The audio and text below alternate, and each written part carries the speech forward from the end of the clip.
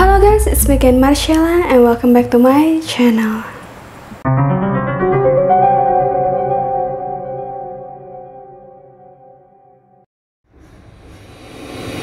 Pernah gak sih gengs kalian mikir kalau manusia itu bisa tumbuh besar, terus ngerti dan lancar sama suatu bahasa itu karena dia dididik dan diajarin sama keluarganya dan lingkungan sosialnya.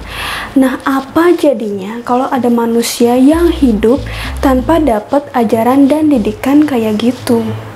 Nah, di video kali ini aku mau bahas tentang seseorang yang mengalami keadaan seperti itu semenjak dia kecil, dan nama orang tersebut adalah Ginny Wylie. So, without beating around the bush, let's get the story started. Ginny Wylie lahir di tahun 1957 dan tinggal bersama keluarganya di daerah Arcadia, California, United States of America. Ginny Wylie ini sebenarnya bukan nama aslinya dia, gengs, tapi nama samaran supaya privasinya dia ini tetap terjaga.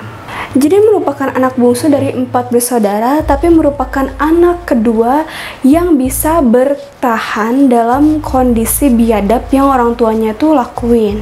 Ayahnya Ginny bernama Clark Wylie dan ibunya bernama Irene Augusby yang umurnya tuh beda 20 tahun dari lakinya, gengs. Nah, ayahnya si Ginny kerjanya tuh sebagai teknisi mesin pesawat, dan ibunya merupakan seorang ibu rumah tangga yang menderita disabilitas karena untuk kecil dia tuh pernah mengalami kecelakaan yang menyebabkan matanya hampir buta total. Jadi dia tuh nggak bisa ngelihat dengan jelas gitu, gengs.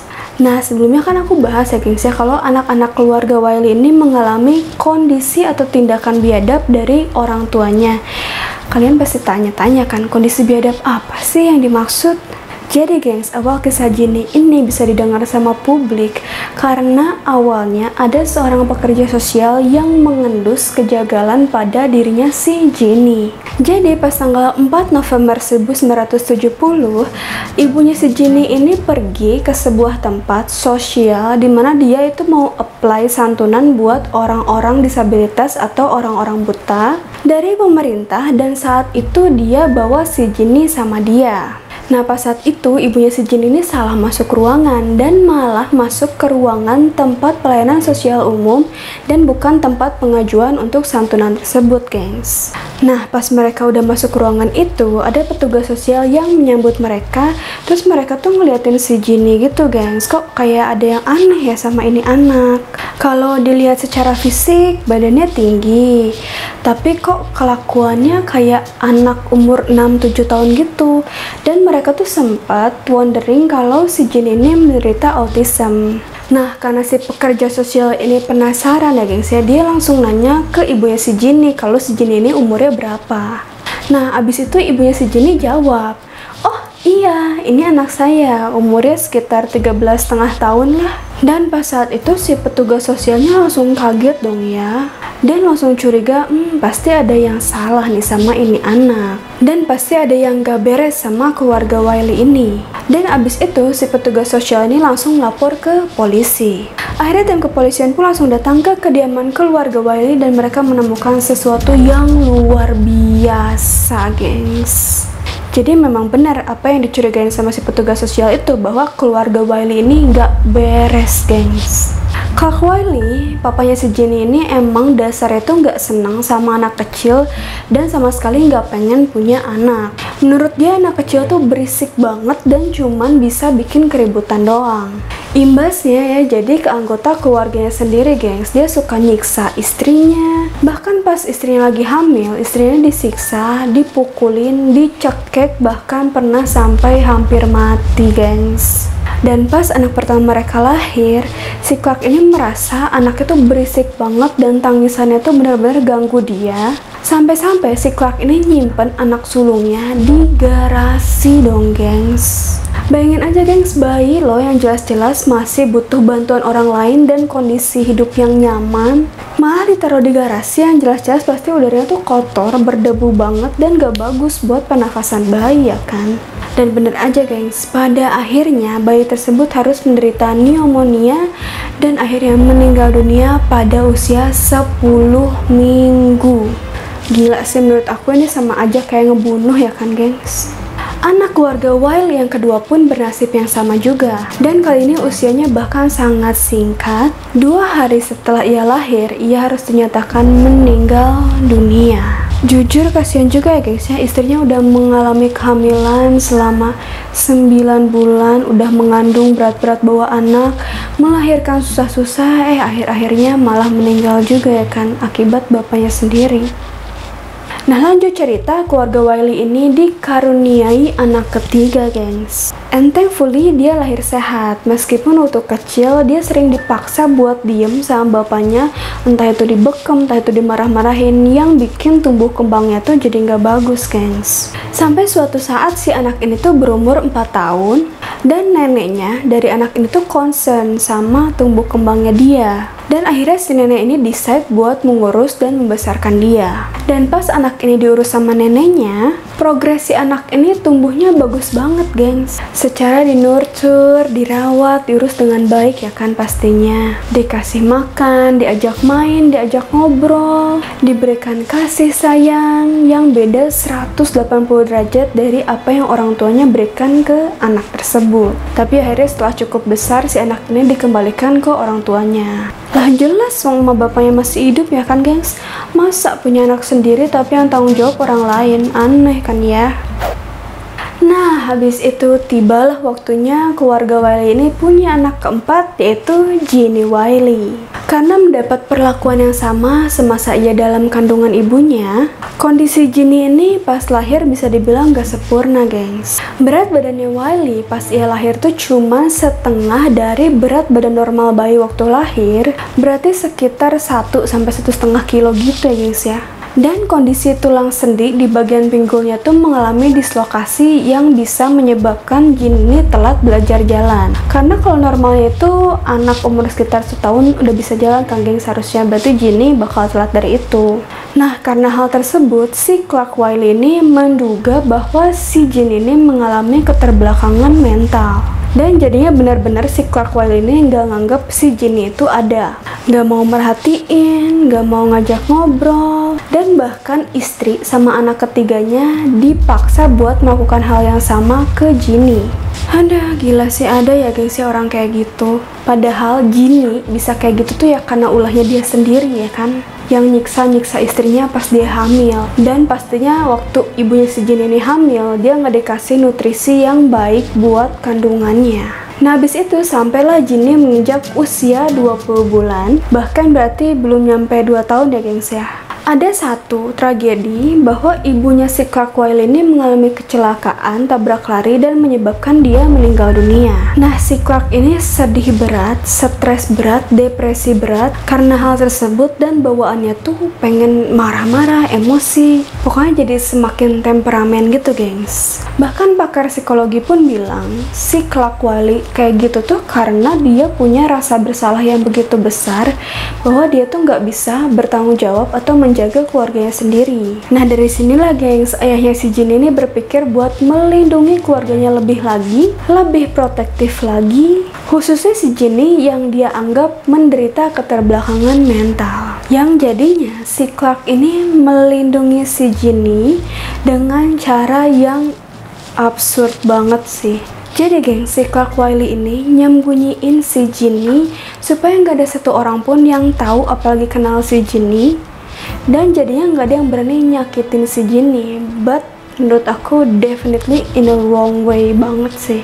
Jadi geng, si Ginny ini dikurung di satu kamar di kediaman keluarga Wiley dan diperlakukan aneh banget sama ayahnya sendiri, si Clark Wiley. Kenapa aku bilang aneh gengs? Soalnya setiap pagi sampai sore selama 13 jam, Ginny ini diikat di toilet pakai kayak sabuk atau tali pengekang gitu, baju pengekang gitu, supaya terkekang dan gak berani gerak, gak berani kemana-mana. Dan pas saat itu biasanya Ginny cuman disuruh pakai popok doang, dan menyebabkan gerakan itu terbatas pastinya. Nah abis itu malamnya si Ginny diikat lagi di sleeping bagnya dia, terus ditaruh di ranjang bayi yang ada penutup besinya gitu gengs, supaya badannya itu nggak bisa gerak kemana-mana, nggak bisa kabur kemana-mana gitu. Bayangin aja guys ya, ini anak balita loh yang lagi macih-macihnya, kondisi lagi benar-benar aktif banget, dipaksa hidup kayak gitu. Selain itu gengs, kalau si Jin ini mengeluarkan suara-suara gitu, itu langsung dianggap kebisingan sama bapaknya sendiri dan langsung disiksa, dipukulin pakai balok kayu yang besar banget supaya si Jin ini nggak ngeluarin suara lagi. Terus ya gengs ya, ada kelakuan aneh yang menurut aku gila banget sih dari si Clark Wiley. Jadi dia tuh ngambil giginya, dia nyabut semua giginya, terus dia suka menggonggong kayak anjing liar gitu. Kuku-kukunya dia panjangin supaya bisa nyakar. Dan kalau dia nemuin si Jinny ngelakuin sesuatu hal yang gak dia suka, dia langsung nyerang si Jinny layaknya anjing berantem, supaya katanya si Jinny ini takut sama anjing dan kucing. Aneh sumpah, beneran udah sakit jiwa ya kan kayaknya gengs. Kayaknya menurut aku yang keterbelakangan tuh bukan si Jinny deh, malah si Clark Wiley. Selain itu, para investigator juga curiga bahwa si Jin ini sempat mendapatkan pelecehan seksual entah dari si Clark atau dari kakak laki-lakinya yang dipaksa sama si Clark. Yang pasti waktu si Jin ini diselidikin, dia menunjukkan suatu perilaku yang sexually inappropriate. Selama hidupnya, Jinny juga nggak dikasih makan secara layak sama keluarganya, gengs. Jadi anehnya ayahnya itu nggak mau ngasih Jinny solid food atau makanan padat, dan si Clark ini cuman mau kasih Jinny makanan yang cair atau kayak makanan bayi gitu, atau kayak sereal gitu yang cair-cair pokoknya, gengs. Terus cara si Clark nyuapin si Jinny ini benar-benar dengan pemaksaan dan temponya tuh cepet banget, sampai kalau si Jinny keselak atau nggak bisa nelen, makanan itu digosokin ke mukanya si Jinny, geng. Bahkan kakak laki-lakinya si Jinny sering dipaksa buat ngelakuin hal yang sama ke si Jinny. Gila gak sih, gengs? Bapak sedeng beneran ya lu ya, Clark ya. Tapi faktanya, toleransi si Clark Wiley sama yang namanya suara atau kebisingan itu bener-bener zero banget, gengs. Di rumahnya aja, mereka tuh nggak punya TV maupun radio sama sekali. Istrinya aja nih gak boleh ngobrol sama anaknya sendiri, sama dia. Dan kalau sampai ketahuan, si Clark ini bakal langsung nyiksa istri maupun anaknya. Apalagi ya gengs ya, kalau si Jinny dengar mereka ngobrol, bisa langsung habis, gengs. Pokoknya si Jinny itu sama sekali nggak boleh dengar yang namanya bahasa atau pembicaraan atau conversation apapun dari mulut seseorang maupun media apapun. Otaknya si Clark ini benar-benar udah kebalik ya gengs ya.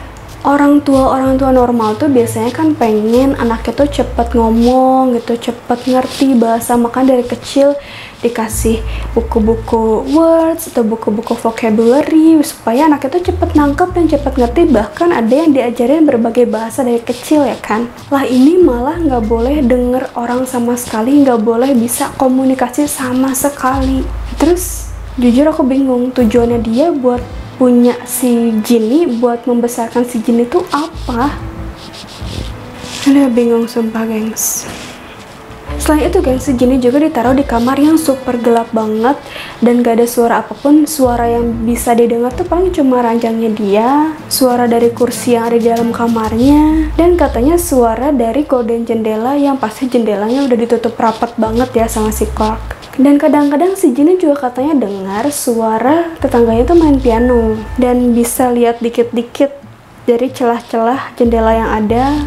Dia bisa lihat langit, dia bisa lihat matahari, sedikit banget cahayanya doang dari situ. Di samping itu, si Clark juga melarang anggota keluarganya buat pergi keluar dan melarang orang lain buat masuk ke rumah dia. Jangankan masuk deh, gengs, diam di dekat rumah mereka aja tuh nggak boleh sama si Clark. Sampai-sampai si Clark tuh punya pistol buat menjaga kalau ada orang-orang yang berani ngelanggar apa yang dia pengen.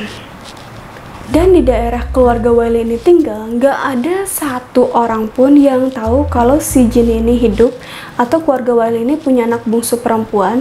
Jadi mereka cuma tahu bahwa keluarga Wiley ini cuma punya satu anak laki-laki, yaitu kakaknya si Jinny. Dan tahu nggak, gengs, si Clark Wiley ini punya satu buku dimana dia nyatet semua detail penyiksaan-penyiksaan yang dia lakuin ke keluarganya sendiri dan cara dia menyembunyikan hal tersebut dari publik.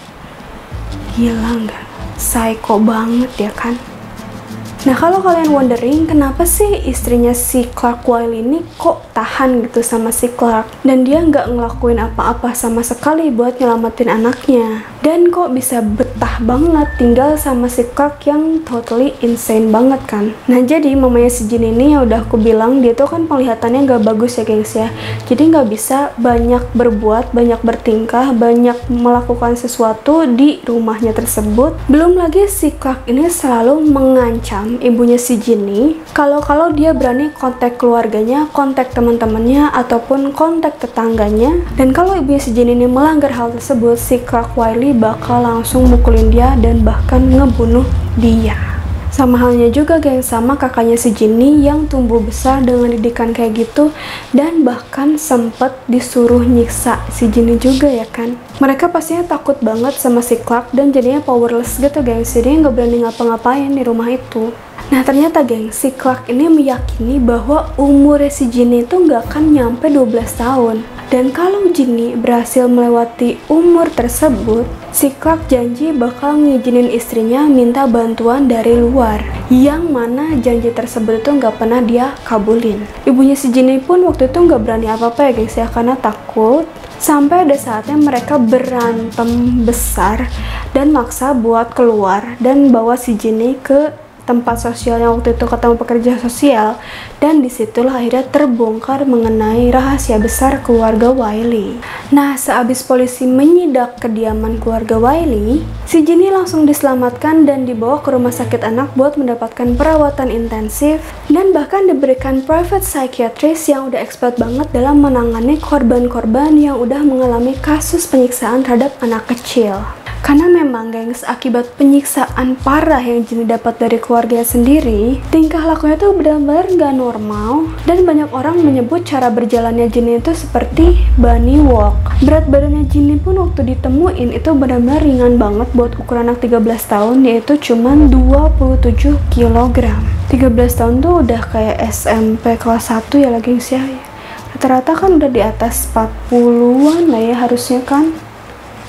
Badannya Ginny pun udah penuh memar di mana-mana, terus skill motoriknya tuh lemah banget. Ginny juga nggak bisa mengunyah dan menelan makanan padat. Dan kalau diteliti lebih dalam lagi, kemampuan kognitif Ginny saat ditemuin itu sama setara kayak anak berumur 13 bulan.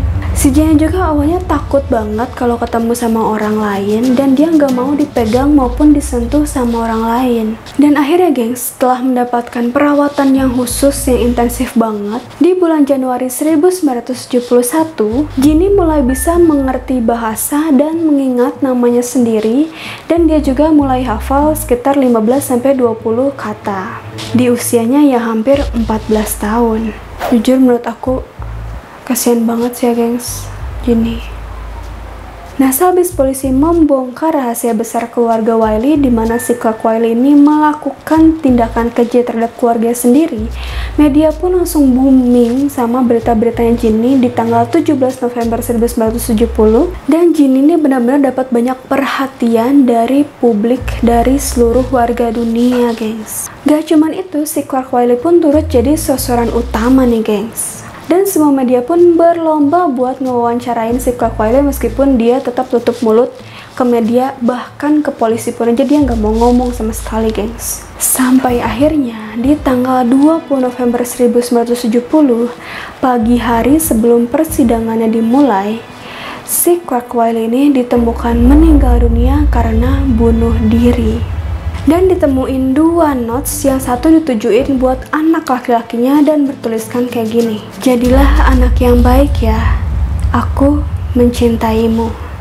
Dan yang satu lagi tuh ditujuin buat tim kepolisian dan bertuliskan kayak gini, gengs: "Dunia tidak akan pernah mengerti."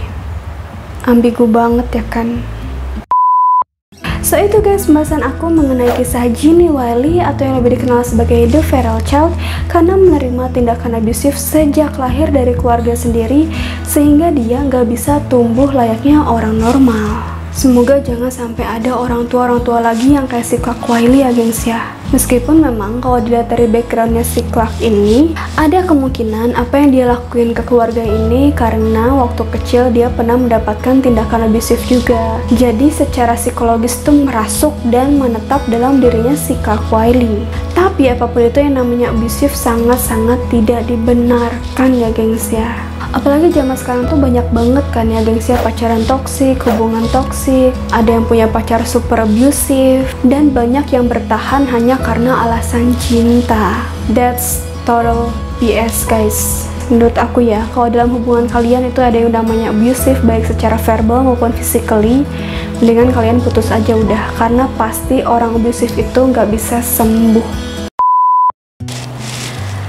Yes, so that's it guys. Semoga kalian suka dengan pembahasan aku kali ini, dan jangan lupa juga klik thumbs up kalau kalian suka video ini, dan juga share sebanyak-banyaknya ke semua orang yang kalian kenal, dan juga post di sosial media yang kalian punya supaya nggak cuma kalian yang tahu tentang case ini. Makasih banyak buat kalian yang udah nonton video ini dan mampir ke channel aku. Jangan lupa juga subscribe channel aku dan nyalain loncengnya supaya kalian gak ketinggalan sama video-video aku selanjutnya. So see you guys in the next video. Bye bye.